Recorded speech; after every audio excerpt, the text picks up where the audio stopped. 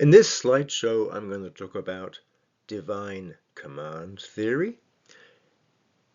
I'll be explaining it and also talking about the many difficulties there are in such a theory as a theory of ethics. The basic idea of the theory is that our morality should come from whatever commands are given by supernatural beings. In particular, in the Christian and Jewish and Islamic traditions, these commands are given by God. So we'll talk about how this idea spells out and also why it's a problem. Now, it's a pretty common view to hold that the ancient texts provide moral commands and give us rules to live by. And we think of these as moral rules. It's especially kind of the Abrahamic tradition of Judaism, Christianity, and Islam, which kind of equates the God with a morality. It says that God is good and God will give us moral rules. That's not so much a feature of many other religions. One of the big parts of this approach is that if you follow the rules, then you will be rewarded, and if you don't follow the rules, you will be punished. So that's certainly an incentive to follow the rules, especially if the rewards are great and the punishments are great. But we should also bear in mind that it kind of basically converts people into children being given an incentive to follow the rules. It doesn't really make the rules kind of moral, it just makes them something that it's prudent for us to abide by, because if we don't, then we'll be in trouble, and if we do, then things will work out well for us. So it's long been pointed out by many people uh, in religion and outside of religion that it's not enough just to have rules. You have to have the right motivations. You have to be following the rules for the right reasons. And so there's a whole separate debate about what those reasons are. The rules themselves don't generally tell you what the right reasons for following them are. They just tell you what you should do. It's certainly feasible that it makes sense that rules should have punishments and rewards for either disobeying them or obeying them. But it seems that a full account of divine commands will also need to include some explanation of why you should be following them. Now, one of the big difficulties in the divine command theory is actually working out what the commands are, because religious texts are open to all sorts of interpretations. And there's even debate about what the actual correct text is. Different groups will disagree about what the true text is, what it says. Sometimes in religious texts, especially in Christianity, there aren't so much rules as kind of stories which are meant to inspire people. And stories are very open to interpretation.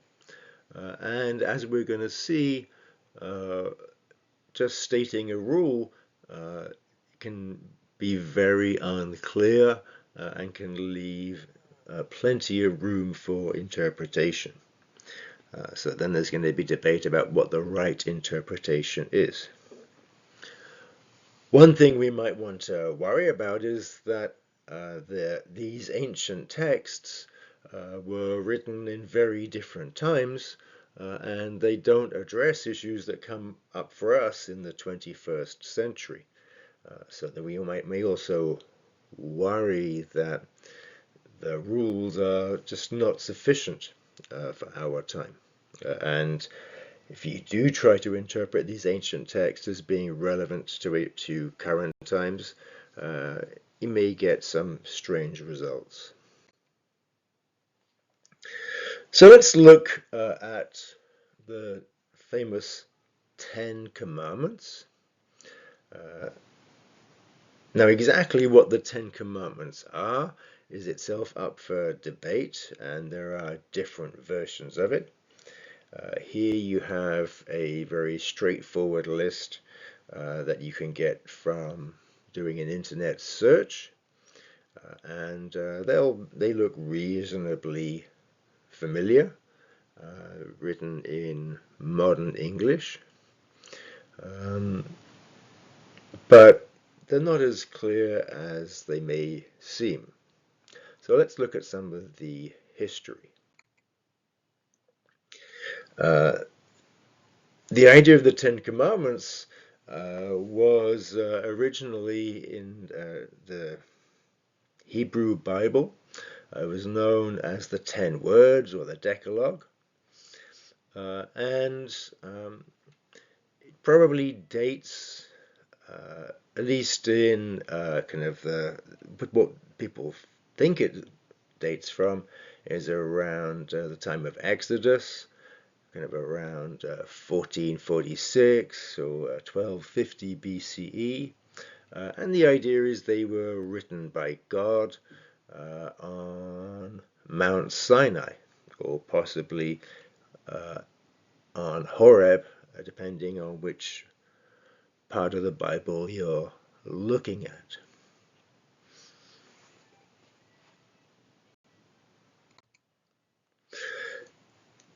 In the Hebrew Bible, there are, in fact, three different kind of versions of the commandments. There's a version in Exodus. We might think of this as the ethical decalogue, and that's the standard version. Then there's the version in Deuteronomy. We can think of this as the social justice decalogue. And then there's another part of the commandments in Exodus, which is a sort of like an addendum and has different sorts of rules about agricultural feasts and cultic purity. And one difference is the justification of the Sabbath. In Exodus, the justification is about resting after the world has been created and kind of celebrating that, while in Deuteronomy, the justification of the Sabbath is a very different one. It's remembering slavery in Egypt. In terms of what scholars now say about the Ten Commandments, they say it was probably written around the 8th to the 6th centuries BCE. And there are sorts of different sources for the Ten Commandments. And probably the content of the Ten Commandments was not always the same, and it rather evolved and got more complicated. Probably the original commandments were very straightforward, like no killing, no stealing, and then they got expanded as they got used and written down by different people and collected by different editors. There are, in fact, about 13 imperatives, 13 instructions in the Ten Commandments. And so they get to get them down to 10, you need to kind of group them and include 2 instructions in one commandment. And different approaches group them differently. In the Jewish tradition, verse 2, I am the Lord, is the first commandment.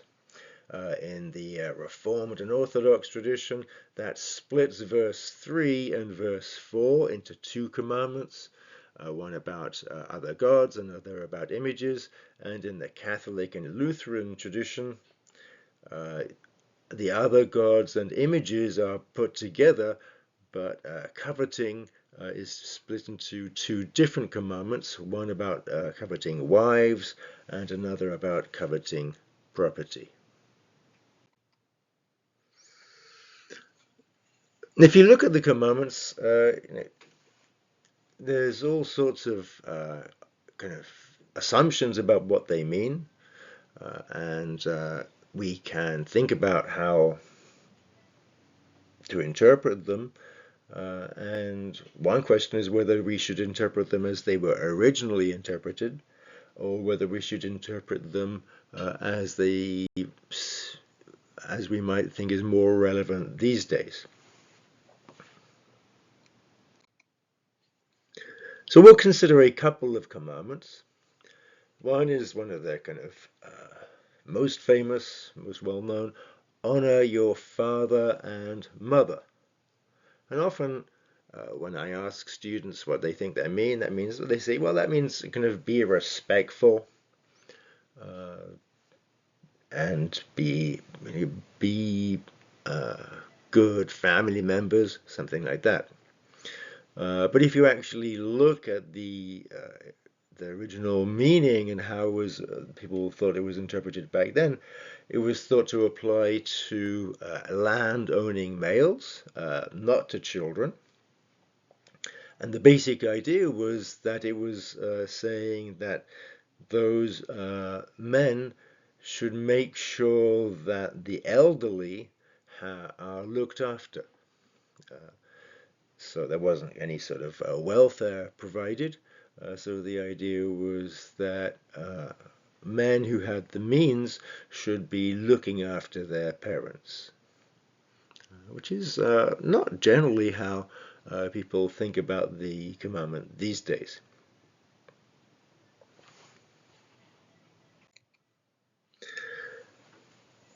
The other commandment I want to highlight is the second commandment, which is on the prohibition of images. So you shall not make for yourself a graven image. And that's found in Exodus 24 and Deuteronomy 5:8.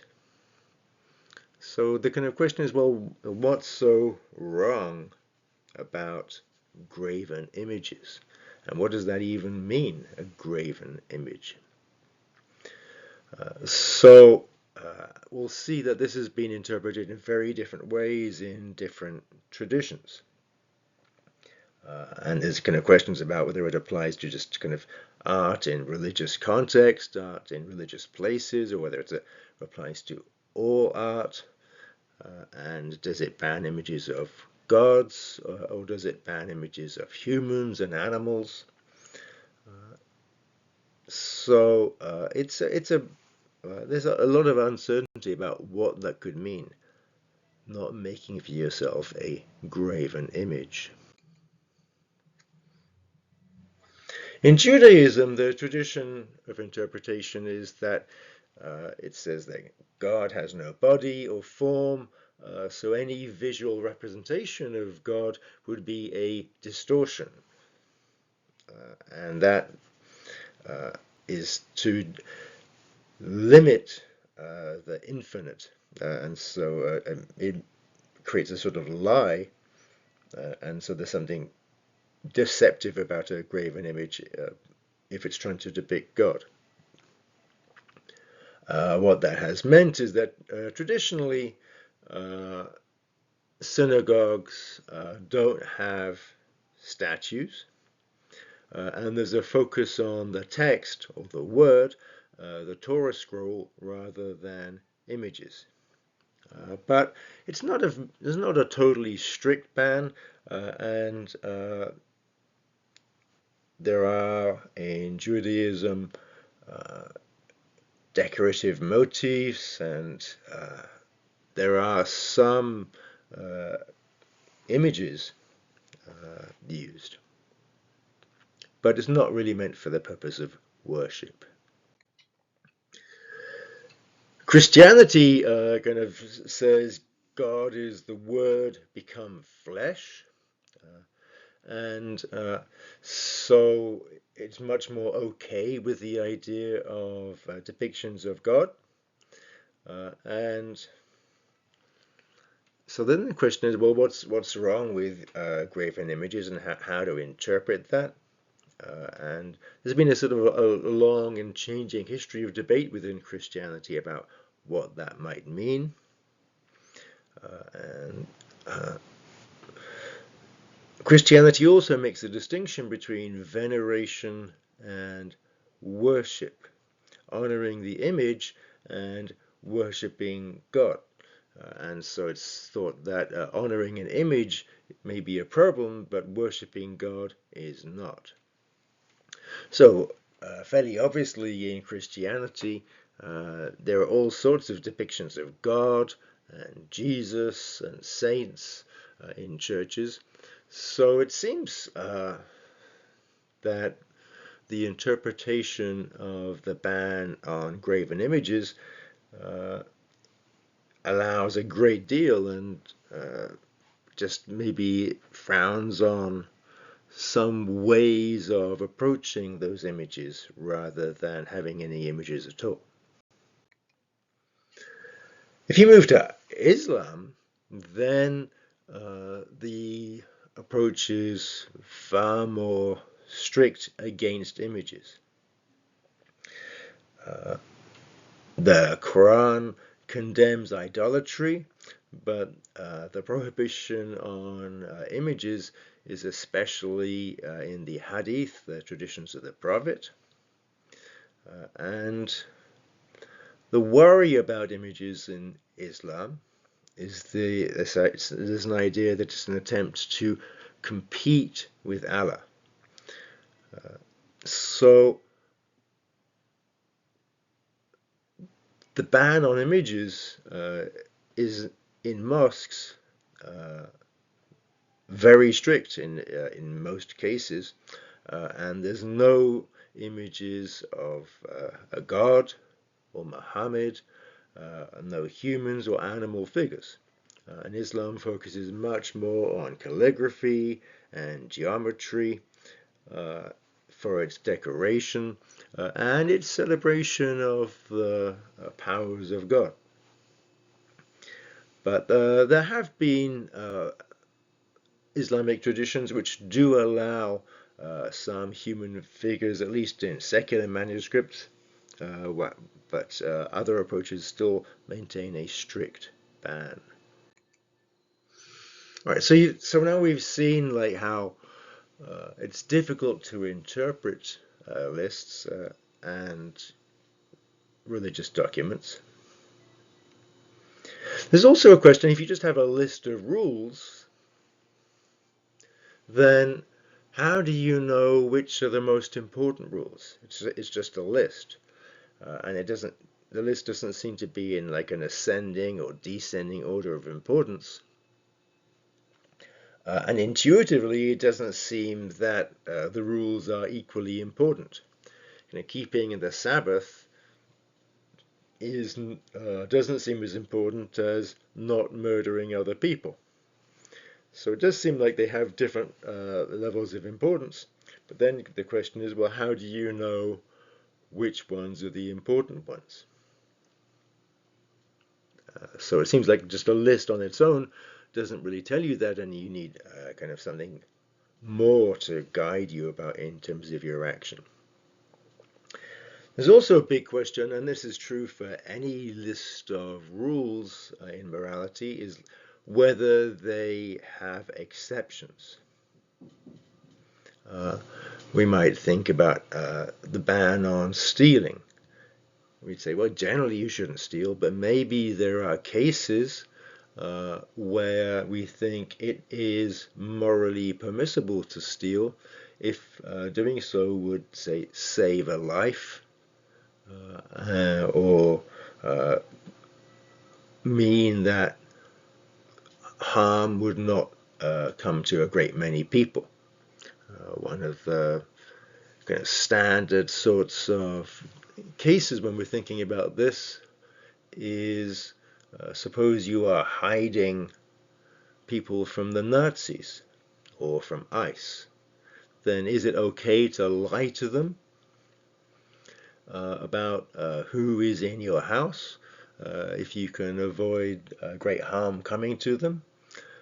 And many people would say, yeah, it's perfectly right to lie to people if you're avoiding greater harm.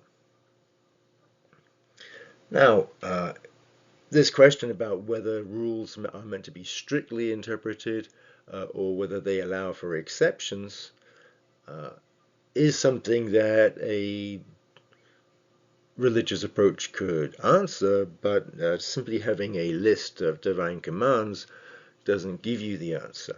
So we kind of still need more than just a list of commands.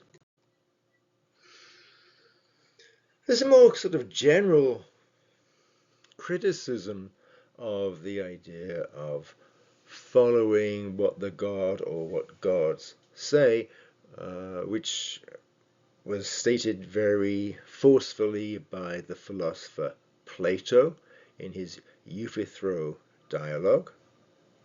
And it's certainly worth reading that dialogue carefully.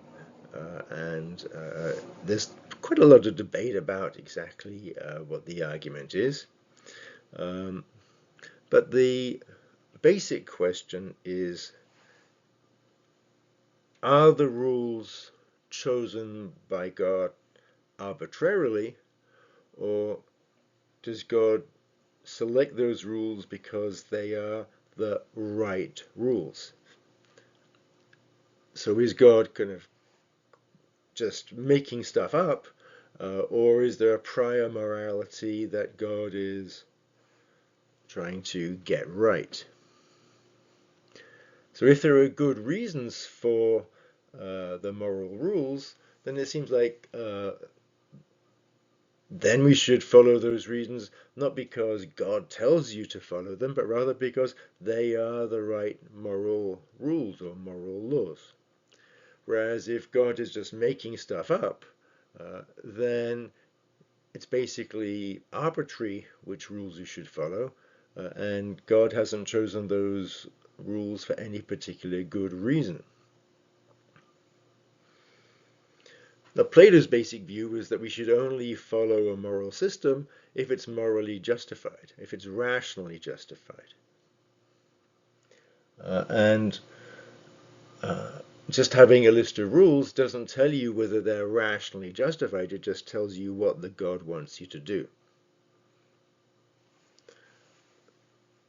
So that's Plato's criticism of a divine command approach, that basically if the rules are rationally justified, then the fact that your God is telling you to do them is largely irrelevant to whether you should do them because they're rationally justified. And if they're not rationally justified, then there's no real reason to follow those rules because they're not rational, apart from the pragmatic one that your God will either reward you for following them or punish you for not following them.